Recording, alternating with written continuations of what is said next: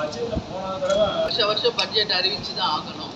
இது தேர்தலுக்கு முந்தைய பட்ஜெட் அப்படிங்கிறதுனால அவர்கள் பல்வேறு திட்டங்களை அறிவிச்சிருக்காங்க.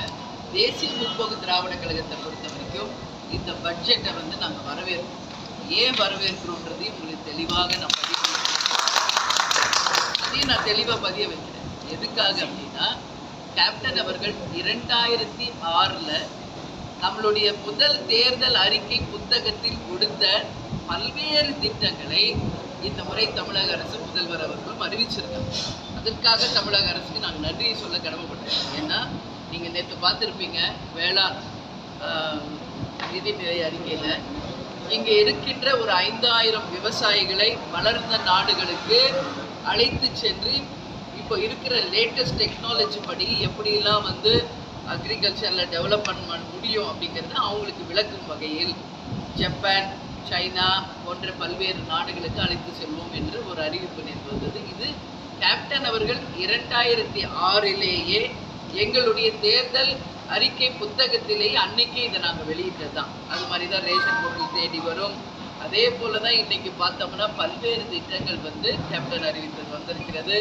எனவே இந்த நிதிநிலை அறிக்கையாகட்டும், அதே போல் வேளாண் பட்ஜெட் ஆகட்டும், பொது பட்ஜெட் ஆகட்டும், கேப்டனுடைய பல்வேறு திட்டங்களை அறிவித்ததுனாலும், அதே மாதிரி பல்வேறு இந்த மெட்ரோ ட்ரெயின், அதே மாதிரி இன்ஃப்ராஸ்ட்ரக்சரு, வேலை வாய்ப்பு, பெண்களுக்கான திட்டங்கள்லாம் நல்ல விதமாக அறிவிச்சிருக்காங்க.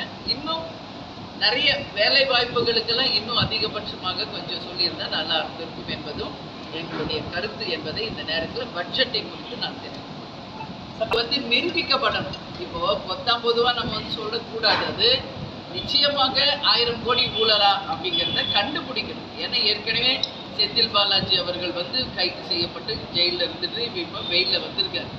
எனவே இந்த ஊழல் என்பது உண்மையான ஒரு விஷயமா என்பதை அமலாக்கத்துறை கண்டறிந்து நிச்சயமாக மக்களுக்கு தெளிவுபடுத்தணும்னு சொல்லி நான் கேட்டேன்.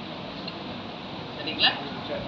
தமிழ் தமிழ்நாடு முழுக்க கட்டாயமாக்கப்பட வேண்டும். அதில் எந்த மாற்று கருத்தும் இல்லை.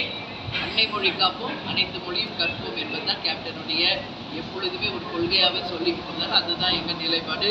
தொகுதி சீரமைப்பு என்ற பேரில் நம்மளுடைய 40 பாராளுமன்ற தொகுதியை மாற்றினால் நிச்சயமாக மத்திய அரசை எதிர்த்து தமிழக அரசுடன் கைகோர்த்து தமிழகத்திற்காகவும் மக்களுக்காகவும் நாங்களும் உரிமையாக போராடுவோம் என்பதையும் இந்த நேரத்தில் தெரிவிச்சுக்கிறேன். தமிழ் மொழி கட்டாயமாக்கப்பட வேண்டும் என்பதையும் இந்த நேரத்தில் எங்களுடைய கருத்தாக நான் பதிய வைக்கிறேன்.